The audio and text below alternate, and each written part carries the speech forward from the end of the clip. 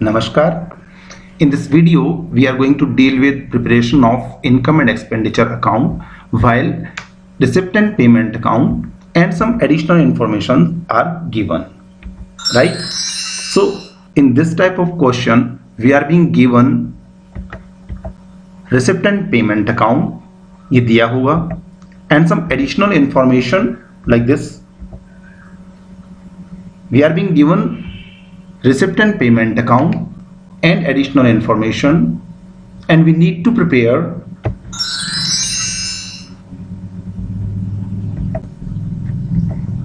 income and expenditure account and balance sheet of the current year.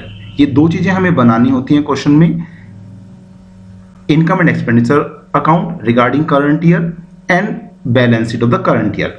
While preparing these two structures, we need to maintain some working note, and one of the major working note is balance sheet of the last year, जो हमें ये बताएगा कि current year के starting में हमारे पास capital fund और general fund कितना है. Right, we need to maintain some other statements, or we need to show some other calculation which are being required by the question. That is going to become the part of your working note too, and you need to show your rough work also. Now we are going to work over some example and we will show how to prepare income and expenditure account and balance sheet. Let's work over this question. This is the given information, receipt and payment account and additional information. ये दो चीजें हमें दे रखी हैं, receipt and payment account और additional information, and we need to maintain income and expenditure account, this and balance sheet of the current year. ये दो चीजें हमें बनानी है.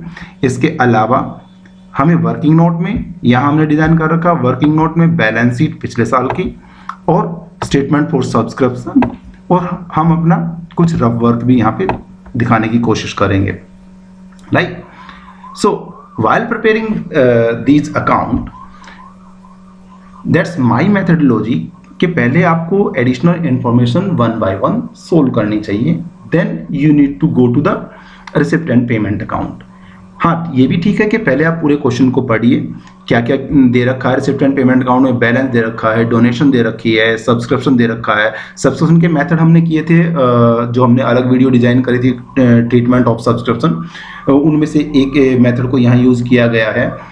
और interest on investment, sale of newspaper, sale of furniture, government grant, ये आपका रिसिप्ट साइड है. और पेमेंट साइड में आपका telephone bill, match expenses, 10% investment और ग्राउंड मेंटेनेंस, ये आपका. So this is fair that you read whole of the question first, then try to solve additional information first. पहले पूरे क्वेश्चन को पढ़ें और फिर एडिशनल इंफॉर्मेशन से वन बाय वन स्टार्ट करें उसको सोल्व करना. तो हमारी यहाँ पे पहली एडजस्टमेंट क्या है? Club has building 2,50,000, ground 5 lakh, sport material 12,000 and furniture it is 1 lakh as on 1 April 2019. यानी कि करंट ईयर जो हमारा कौन सा है?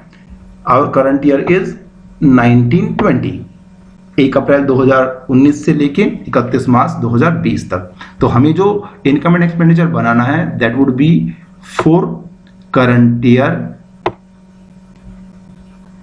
और balance sheet as on date of 31 March 2020. तो हमारी फर्स्ट एडजस्टमेंट है, इसको सोल्व कैसे करेंगे? सी, साल के शुरू में हमारे पास बिल्डिंग कितनी है? 2,50,000 रुपया. ये अमाउंट आपको पिछले साल की बैलेंस शीट में दिखानी है. You need to show building in your working note as an asset. Am I right? Amount कितनी है? 2,50,000, 2,50,000. ओके, नेक्स्ट ग्राउंड आपका है, that is rupees 5 lakh. It's your another asset. It is also the balance of the last year, so we need to show that amount into 5 lakh rupee. Is that clear? Next, sport material आपका है, it is 12,000.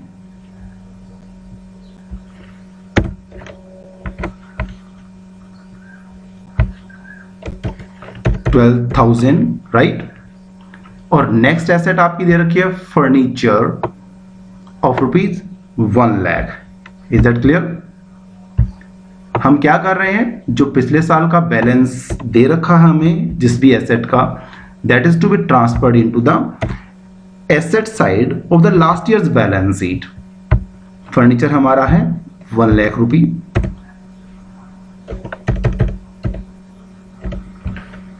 Right. तो जो 4 asset हमें last year के balance दे रखे थे वो हमने उतार दिए कहां पे, पिछले साल की बैलेंस शीट में. अब इस पे करना क्या है, now see these asset except ground, मतलब ग्राउंड को छोड़ के, except ground are subject to 10% पर annum depreciation on remained value. आपको ग्राउंड को छोड़ के बाकी सारी एसेट के ऊपर जो दे रखी हैं इसमें 4 एसेट, मींस ग्राउंड छोड़ देना तो बिल्डिंग के ऊपर, स्पोर्ट मटेरियल के ऊपर और फर्नीचर के ऊपर, इन 3 एसेट्स के ऊपर आपको 10% डेप्रिसिएशन चार्ज करना है, वो भी उनकी रिमेनिंग वैल्यू पे, जो at the end of the year आपकी जो वैल्यू बनती है उसके ऊपर आपको 10% डेप्रिसिएशन चार्ज करना है. Now C one by one. अब रिसिप्ट एंड पेमेंट अकाउंट हमें ये बताएगा कि क्या हमने साल के दौरान इन एसेट्स में कोई चेंज किया है. बिल्डिंग देखो, बिल्डिंग 2.5 लाख रुपए की थी हमारी. यहाँ पे हमारे पास पेमेंट साइड में कहीं भी बिल्डिंग का कोई अमाउंट आया है नहीं. तो मतलब ये हुआ कि 2.5 लाख की स्टार्टिंग में हमारे पास बिल्डिंग थी और इस तरफ ना ही हमने कोई बिल्डिंग का सेल किया है और ना ही हमने कोई परचेज किया है. तो हमारी रिमेन्ड वैल्यू कितनी बनी, 2.5 लाख रुपया. राइट. तो 2,50,000 रुपया इस वैल्यू के ऊपर रफ वर्क में आप दिखाओगे. It's your first rough work. Depreciation on building. आपकी बिल्डिंग कितने रुपए की है, 2.5 लाख रुपए की. इसके ऊपर आपको 10% डेप्रिसिएशन चार्ज करना है. That will B 25,000. राइट. 25,000 रुपया आपकी डेप्रिसिएशन आती है. तो जो ये डेप्रिसिएशन है ये आपको इनकम एंड एक्सपेंडिचर अकाउंट के एक्सपेंस साइड में शो करनी है. किस नाम से, डेप्रिसिएशन ऑन बिल्डिंग. बिल्डिंग कितनी अमाउंट बनी आपकी, 25,000. अब ये जो 25,000 रुपए की आपकी डेप्रिसिएशन बनती है, ये अमाउंट माइनस होने के बाद साल के शुरू में आपके पास 2.5 लाख रुपए की बिल्डिंग थी, उस पर आपने 25,000 रुपए डेप्रिसिएशन लगा दिया. ये माइनस होने के बाद जो करंट बैलेंस शीट है उसमें आपकी बिल्डिंग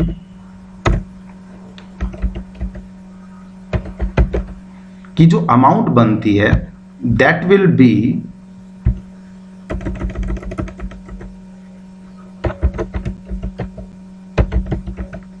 बिल्डिंग.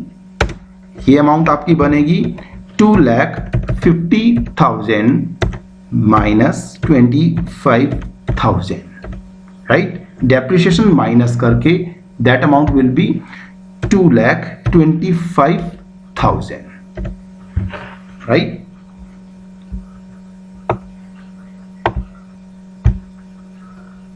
एक बार इनका फोन बड़ा कर देते हैं ताकि आपको देखने में इसको प्रॉब्लम ना हो.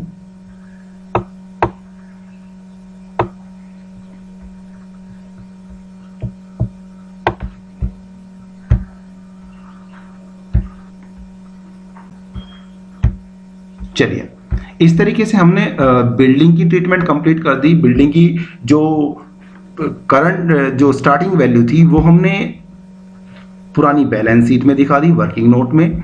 और उसके ऊपर जो चेंज था वो ऐसा कुछ चेंज आया नहीं, ना तो कोई चीज नई बिल्डिंग परचेज करी गई है ना बेची गई है, तो हमने उसके ऊपर डायरेक्टली डेप्रिसिएशन चार्ज कर दिया और डेप्रिसिएशन की अमाउंट को we have shown in income and expenditure account, expense side में दिखा दिया उसको, और बिल्डिंग की जो वैल्यू डेप्रिसिएशन के बाद बची that is shown in the current years balance sheet as an asset. Now come to the ground. Ground के ऊपर तो कोई डेप्रिसिएशन लगी नहीं है, इज दैट लिखा हुआ है एक्सेप्ट ग्राउंड, आपको ग्राउंड के ऊपर कोई डेप्रिसिएशन चार्ज नहीं करनी है। तो ग्राउंड में हमें ये देखना है कि ग्राउंड के ऊपर क्या हमने कोई नया ग्राउंड परचेज किया है। यहाँ पे एक एंट्री है ग्राउंड मेंटेनेंस, तो ये maintenance is not new purchase, ये तो सिर्फ एक एक्सपेंस है, राइट। इस तरफ हमने ना कोई ग्राउंड परचेज किया है ना बेचा है, तो मींस हमारा जो जितना स्टार्टिंग में ग्राउंड था अप टू एंड वही अमाउंट हमारे पास है। तो हमारी जो बैलेंस शीट के अंदर अमाउंट ऑफ ग्राउंड जो बनेगी that will be 5 lakh directly. ये अमाउंट भी हमने एंटर कर दी। इसके बाद come to the support material, इस पे ध्यान देना। स्टार्टिंग वैल्यू हमारे पास 12,000 रुपया है सपोर्ट मटेरियल का। हमने साल के दौरान इसमें रिसिप्ट एंड पेमेंट अकाउंट में have we purchase something, purchase of support material कितने रुपए में परचेज किया हमने 30,000, राइट। तो इसके लिए we need to show our rough work. Second,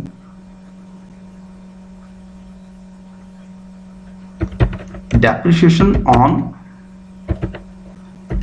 support material,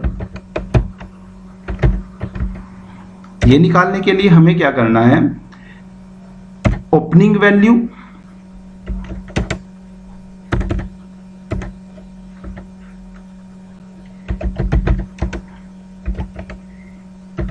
opening value कितनी थी हमारी, सपोर्ट मटेरियल की ओपनिंग वैल्यू 12,000 रुपया।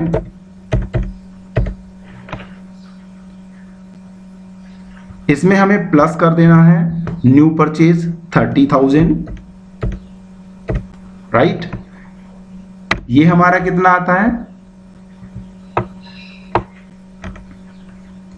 डेप्रिसिएशन चार्ज कर रहे हैं सपोर्ट मटेरियल पे, ओपनिंग वैल्यू हमारे पास 12,000 है, नया परचेज हमने किया है 30,000 का, तो टोटल हमारे पास कितना बनता है 42,000। Is that clear. अब 42,000 के ऊपर हमें डेप्रिसिएशन चार्ज करनी है @ 10% पर annum into 10%, that will be 4,200। 4200 रुपया आपका क्या बनता है डेप्रिसिएशन, राइट। इसको आपको कहां दिखाना है, इनकम एंड एक्सपेंडिचर में। Depreciation on support material, amount आपकी आई है 4200, और इसी तरह आपको एसेट में सपोर्ट मटेरियल ये कितना रह जाएगा आपका, टोटल आपका सपोर्ट मटेरियल 42,000 बनता था, इसमें से आपने माइनस कर दिया डेप्रिसिएशन 4200, तो आपकी जो अमाउंट बचती है सपोर्ट मटेरियल की ये बचती है 37,800, राइट। 37,800 हमने सपोर्ट मटेरियल को भी डील कर दिया। Now come to the furniture. Furniture आपके पास स्टार्टिंग में कितना है 1 लाख रुपया, तो क्या हमने फर्नीचर नया परचेज किया है, यहाँ पे furniture we found amount of 27,000। हमारे पास साल के स्टार्ट में 1 लाख रुपए का था, साल के दौरान हमने 27,000 का फर्नीचर परचेज किया है, और इस तरफ रिसिप्ट साइड में एक एंट्री है कि हमने फर्नीचर बेचा है 45,000 का, और ये जो 45,000 है that is 90% of the book value.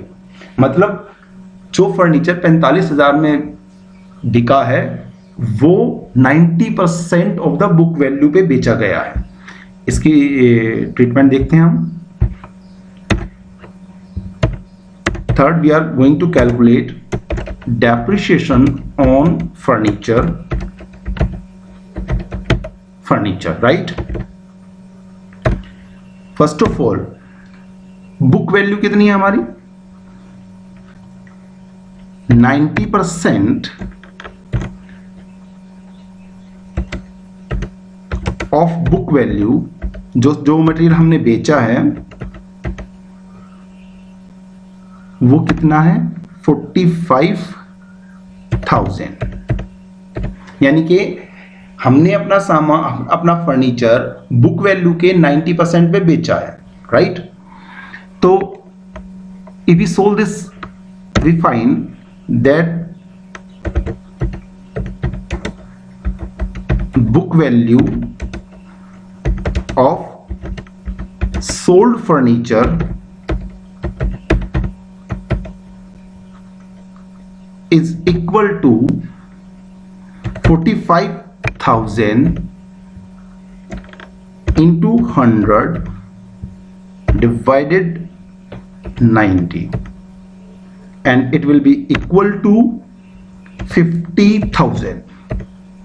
यानी कि जो furniture receipt and payment account में हमने 45,000 में बेचा है, एक्चुअली उसकी बुक वैल्यू 50,000 रुपए थी।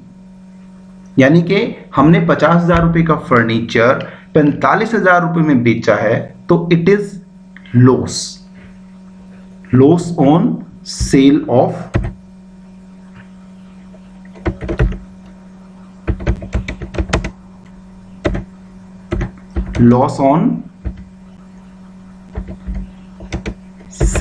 फर्नीचर।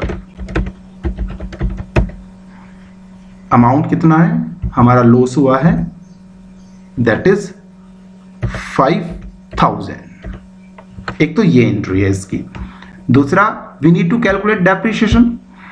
अब उसके लिए हमें चेक करना है कि हमारे पास स्टार्टिंग में 1 लाख रुपए का फर्नीचर था, इसमें से हमने 50,000 रुपए का फर्नीचर सेल कर दिया, और फिर नया फर्नीचर हमने परचेज किया है, दैट इज ऑफ 27,000। नया फर्नीचर परचेज किया 27,000, राइट। अब इसके ऊपर डेप्रिसिएशन निकालना है 10%, दैट विल बी, फर्नीचर पे डेप्रिसिएशन निकालेंगे तो कितना आएगा? That is 7,700। 1 लाख का फर्नीचर था, 50 लाख का बेच दिए, 50,000 बेच दिया तो बाकी बचा 50, 27 नया खरीद लिया, तो टोटल फर्नीचर हमारे पास बना 77,000। 10% डेप्रिसिएशन लगाया उसके ऊपर, कितना बन गया? 7,700। तो depreciation on furniture,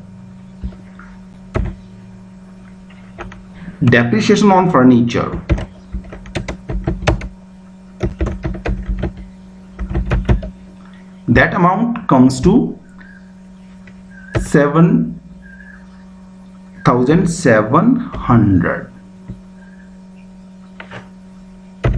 right?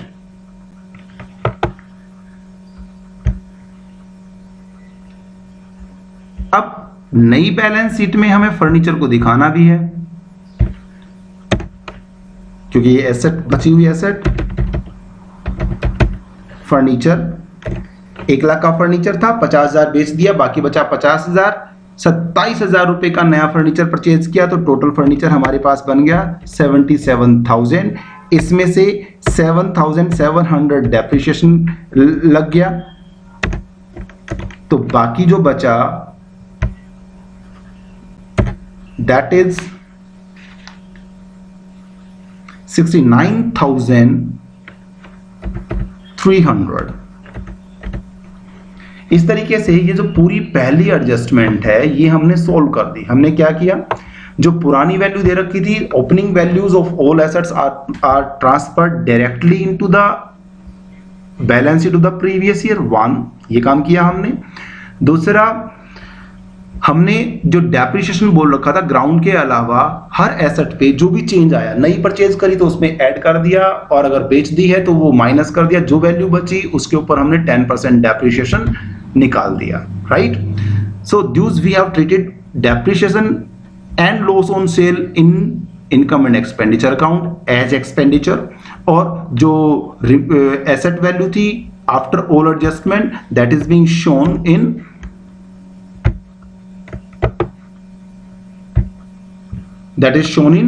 Balance sheet of the current year. So ये अभी तक हमने सिर्फ फर्स्ट एडजस्टमेंट सोल्व कर दिया। Now come to the second point. There are 400 member and each paying an amount of 100 rupees per annum। NPO के अंदर 400 member हैं, हर मेंबर 100 रुपए पे कर रहा है, एक तो ये, और एक लास्ट में बोला गया है no amount outstanding as on 31 March 2020, यानी कि करंट ईयर के एंड में हमारे पास कोई भी अमाउंट आउटस्टैंडिंग नहीं है, राइट। इसके रिगार्डिंग गिवन इंफॉर्मेशन है वी हैव रिसीव्ड सब्सक्रिप्शन, पिछले साल की सब्सक्रिप्शन है 5000 रुपया जो अभी आई है, करंट ईयर की 35,000 हमने रिसीव करी है ड्यूरिंग द ईयर, और करंट ईयर में 3500 रुपया हमने एडिशनल अमाउंट रिसीव किया है नेक्स्ट ईयर के लिए, right. Come to the point, आपको जब सब्सक्रिप्शन ट्रीटमेंट के वीडियो में बताया गया था कि जब आपको नंबर ऑफ मेंबर और पेमेंट बाय ईच मेंबर दे रखा है then we can calculate amount to be shown in income and expenditure account as income directly by multiplying these two amount। 400 को 100 से मल्टीप्लाई करके हम डायरेक्टली अमाउंट निकाल सकते हैं। मींस ये वाली जो अमाउंट है, amount to be shown in income and expenditure account, ये अमाउंट आप डायरेक्टली निकाल सकते हो number of member into payment by each member. अगर हम इसको सोल्व करते हैं then we are able to find out the total amount as 40,000। 40,000 रुपए की अमाउंट बनती है, 400 मेंबर हैं, हर मेंबर 100 रुपए पे कर रहा है, then total amount is 40,000। Subscription received for current year only, हमने during the year current year से रिलेटेड सब्सक्रिप्शन कितनी रिसीव करी है, दैट इज 35,000, राइट। ये अमाउंट हमने रिसीव करी है 35,000। नाउ ये अमाउंट बैलेंसिंग अमाउंट हमारा कितना आता है, दैट कम 5,000। अब क्वेश्चन ये बनता है कि जो 5,000 रुपया है दिस अमाउंट, यहां पे आओ, आउटस्टैंडिंग फॉर करंट ईयर में आउटस्टैंडिंग कितना है, आपको क्वेश्चन में डायरेक्टली बोल रखा है no amount is outstanding as on 31 March 2020, यानी कि साल के एंड में कोई भी अमाउंट आउटस्टैंडिंग तो है नहीं, मतलब यहां तो आपका नील आ गया। अब इसका मतलब ये हुआ कि ये जो 5,000 रुपया है ये आपने प्रीवियस ईयर में एडवांस रिसीव किया था। I repeat again, this remained amount of 5,000 जो हमने 40,000 इस अमाउंट के, और जो अमाउंट हमने रिसीव करी 35,000, इसके बैलेंस से हमने 5,000 रुपए कैलकुलेट कर लिया, और हमें क्वेश्चन में दे रखा कि हमारे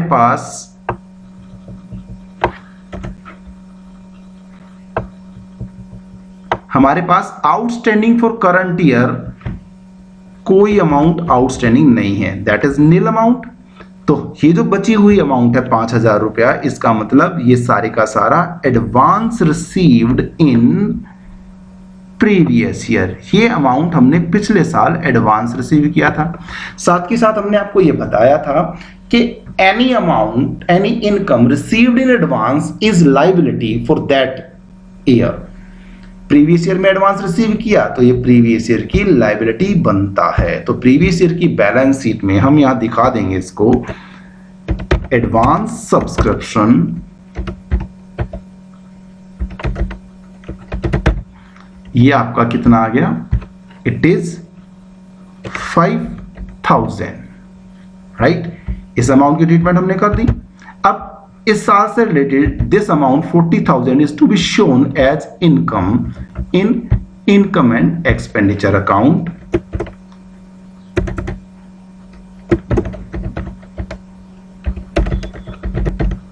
सब्सक्रिप्शन ये अमाउंट आपका 40,000, 40,000 रुपया हमने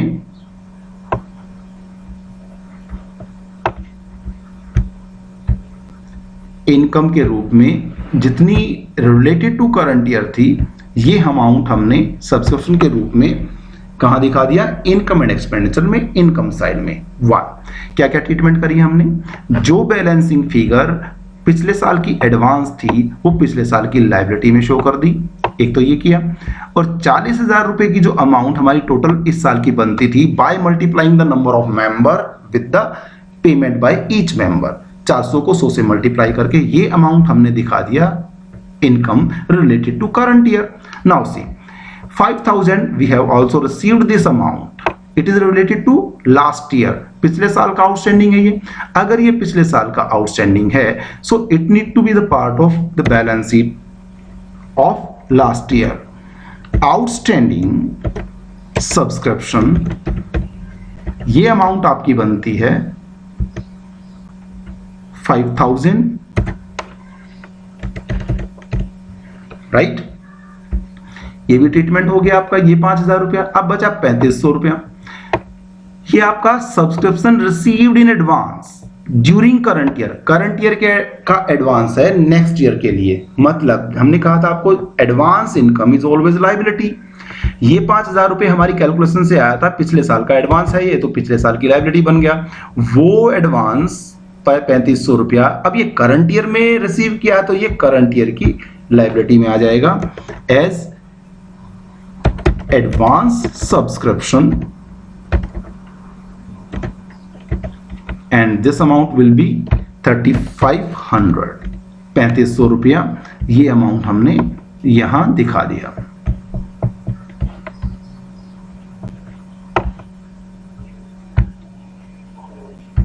late me change the font of this.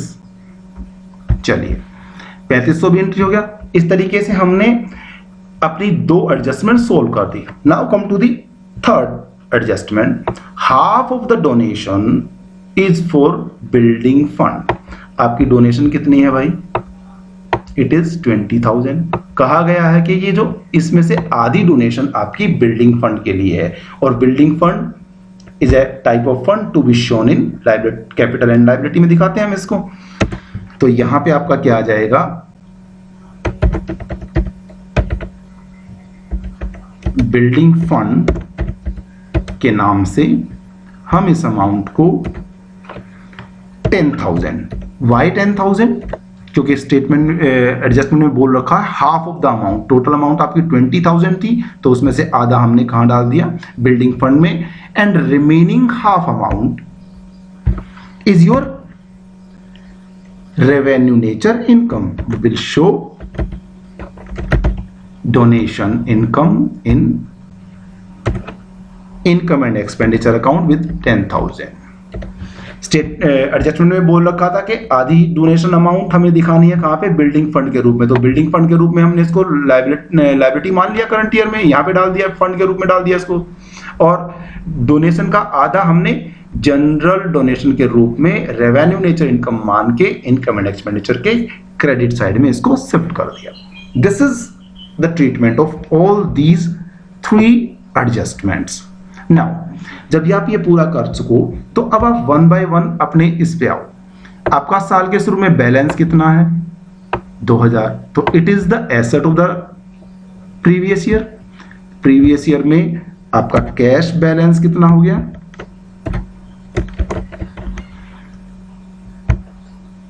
It is 2,000।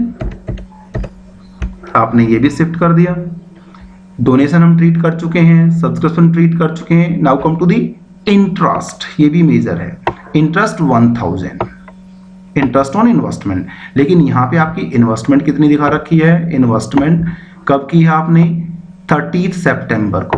30 सितंबर से लेके 31 मार्च तक आपके बनते हैं 6 महीने, और 6 महीने में 10% की रेट से आपका 25,000 पे इंटरेस्ट बनता है। 1250 आपका टोटल इंटरेस्ट बनता है 1250, जबकि आपने रिसीव किया है कितना, 1000। इनकम एंड एक्सपेंडिचर में हम इनकम के रूप में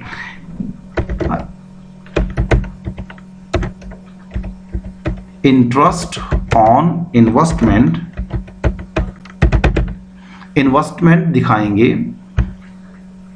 कितना दिखाते हैं, इनकम एंड एक्सपेंडिचर में तो हम total related to current year दिखाते हैं। तो total related to current year जो हमारी कैलकुलेशन से आ रहा है, यहाँ पे बताया गया है कि 10% इंटरेस्ट है 25,000 पे, और ये इन्वेस्टमेंट करी गई थी 30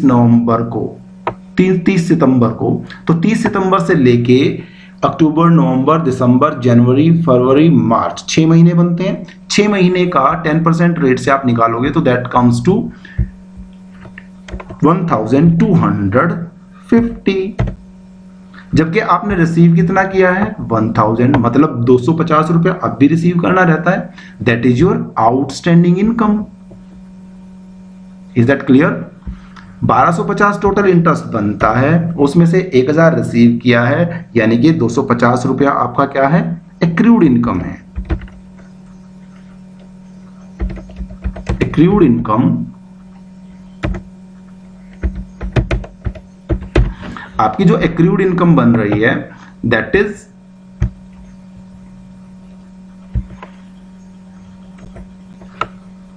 $250 ओनली। क्यों? क्योंकि आपका टोटल इंटरेस्ट बनता था 1250 रुपया। कैसे निकाला हमने इसको, आवर इन्वेस्टमेंट इज 25,000, 10% रेट थी, और 30 सितंबर से लेके 31 मार्च 2020 तक 6 महीने तक ये इन्वेस्ट रही है। तो this is interest of 6 month. लेकिन हमने रिसीव कितना किया है, 1000 रुपया, 250 आउटस्टैंडिंग बना।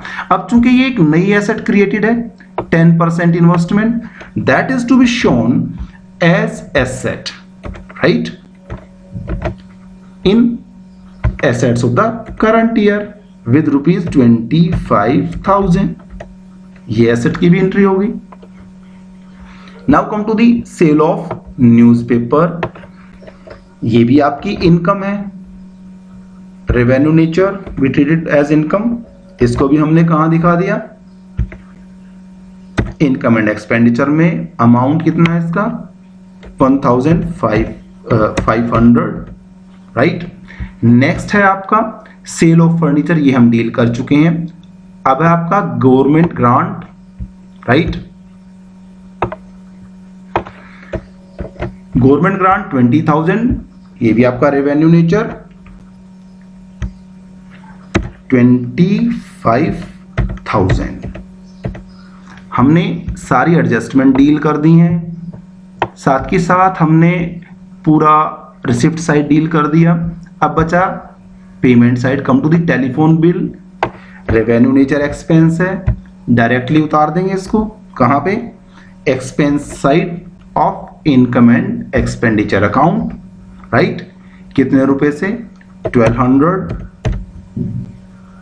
फिर आपका मैच एक्सपेंसेस है, that is 10,000, again it's your expense. ये भी आपका कहां चला जाएगा, इनकम एंड एक्सपेंडिचर में, एक्सपेंस साइड में विद अमाउंट 10,000, राइट। इन्वेस्टमेंट हम डील कर चुके हैं। ग्राउंड मेंटेनेंस का आपका एक्सपेंस है, ये भी आपका कहां चला जाएगा, इनकम एंड एक्सपेंडिचर अकाउंट में। अमाउंट कितनी है, 5,000, okay. Purchase of sport material, जब हमने स्पोर्ट मटेरियल को टोटल डील किया था उस टाइम इसको डील कर चुके हैं। फर्नीचर का परचेज भी हो गया है। Honorarium paid to the umpires, ये भी आपका एक्सपेंस है, revenue nature expense. It is to be shown in expenditure side with amount 14,500। इसके बाद आपका रिफ्रेशमेंट एक्सपेंस है। Refreshment expense again it's a revenue nature expense, it is to be transferred into income and expenditure account. ये भी हमने deal कर दिया। 10,000 rupees entered into the expense side. Next balances. अब ये जो बैलेंसेस हैं these are your asset of the current year. तो एसेट है तो हम इनको करंट ईयर की एसेट में डाल देंगे यहां पे।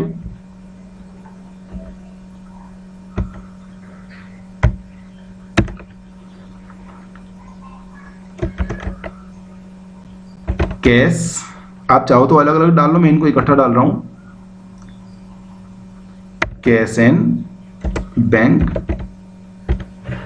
ये अमाउंट आपकी बनती है 15,300, राइट। अब इस पूरे क्वेश्चन को एक बार दोबारा रिकैप कर लेते हैं।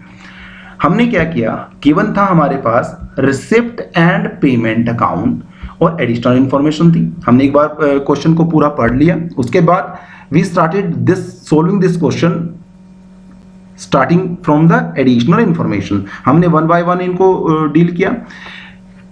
जो एसेट की वैल्यू हमें दे रखी थी starting of the year, that amount directly transferred into last years balance sheet.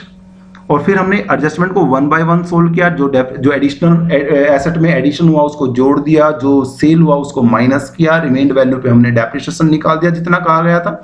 जिस एसेट पे कहा गया था, जिस एसेट पे डेप्रिसिएशन के लिए नहीं बोला गया था, उस एसेट पे हमने कोई डेप्रिसिएशन चार्ज नहीं किया, right. One by one solve करने के बाद फिर हमने जो items receipt and payment account के बच गए थे उनको one by one revenue nature था तो इनकम एंड एक्सपेंडिचर में डील कर दिया। अगर वो कैपिटल नेचर था तो हमने उसको डील कर दिया बैलेंस शीट में। This is now we need to calculate, first of all we need to calculate capital fund. पिछले साल की बैलेंस शीट का जो बैलेंसिंग फिगर होगा that will be our capital fund, opening capital fund. कितना बनता है टोटल हमारा इसका, 8,69,000। ये अमाउंट 8,69,000 ट्रांसफर हो गया यहां पे। और अब जो बैलेंसिंग फिगर बनता है 8,69,000 में से 5,000 माइनस कर दें तो ये आता आपका 8,64,000। Is that clear? This amount is actually opening capital fund, capital fund, right, and it is our balancing figure. ठीक है, ये अमाउंट हमने कैलकुलेट किया। अब चूंकि ये कैपिटल फंड ओपनिंग है तो हम इसको करंट ईयर की बैलेंस शीट में एडजस्ट करेंगे। करंट ईयर की बैलेंस शीट में कैपिटल फंड हमारा आ गया 8,64,000, यहां पे आ गया। Now we need to calculate deficit और सरप्लस। इस क्वेश्चन में हमारा आता है डेफिसिट, तो हमें पहले डेबिट टोटल करना पड़ेगा। टोटल हो रहा है इसका 82,600। ये अमाउंट हमने यहां ट्रांसफर किया 82,600। अब इसका जो बैलेंसिंग अमाउंट है, balancing amount it is 4,850.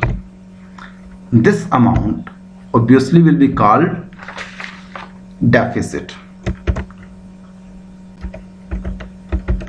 Deficit, or we call it excess of expenditure over income, क्योंकि एक्सपेंस साइड ज्यादा थी और इनकम साइड कम थी, तो हमारा बैलेंसिंग फिगर क्या बन गया, डेफिसिट। और अगर उल्टा होता, इनकम साइड ज्यादा होती और एक्सपेंस साइड कम होता, then we will write here surplus, तो फिर वो सरप्लस बनता। अब हम क्या करेंगे, इस डेफिसिट अमाउंट को अगर सरप्लस होता तो कैपिटल फंड में ऐड करते इसको। अब ये डेफिसिट है, then it is to be deducted out of capital fund, less कर देंगे डेफिसिट, हमने लेस कर दिया डेफिसिट, कितना बनता है हमारा 4850। इस अमाउंट को हम क्या कर रहे हैं, डिडक्ट कर रहे हैं,